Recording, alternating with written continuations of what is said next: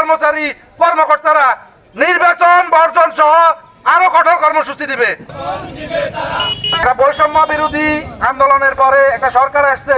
আমরা মনে করেছিলাম সরকার আমাদেরকে একটা বৈষম্যহীন বাংলাদেশ, একটা বৈষম্যহীন সরকারি দপ্তর উপহার দিবে, কিন্তু দুঃখের বিষয় একটা পে কমিশন গঠন করার পরে সরকার আস্তে করে এটা থেকে সরতে পারার চেষ্টা করতেছে। এই তালবাহানা আমরা মেনে নেব না। আমাদের সরকারি কর্মচারীরা এই তালবাহানা মেনে নেবে না।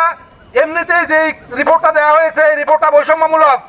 এরপরেও যে রিপোর্টটা দেওয়া হয়েছে আমরা চাই এই রিপোর্টটার পূর্ণাঙ্গ বাস্তবায়ন এই সরকারের আমলে, অন্তর্বর্তীকালীন সরকারের আমলে।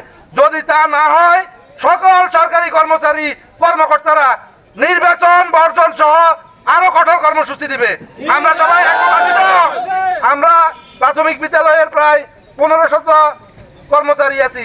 আমরা এর সাথে একমত। নির্বাচন বর্জন সহ যে সকল কর্মসূচি আসবে আমরা তার সাথে একমত এবং সরকারকে অনুরোধ করব আপনারা দেশকে অস্থিতিশীল করবেন না। আপনাদের ভিতরে কিছু ফ্যাসিস্ট সহ অন্যান্য লোকজন ঢুকে অস্থিতিশীল করার চেষ্টা করতেছে।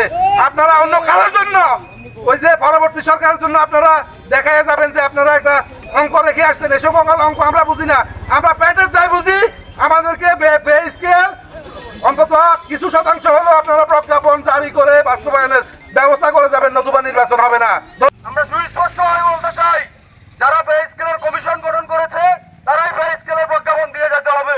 কিন্তু কতকৃপণের ইয়েতে পরে হাতে পরে সরকার আজকে আমাদেরকে বঞ্চিত করছে। আমরা এর বিরুদ্ধে আমাদের কেন্দ্রীয় নেতার নির্দেশে আপাতত আজকে কর্মবিরতি, পরে যে সিদ্ধান্তগুলো আসবে আমরা সুচারুরূপে সেই সিদ্ধান্তগুলো বাস্তবায়ন করব।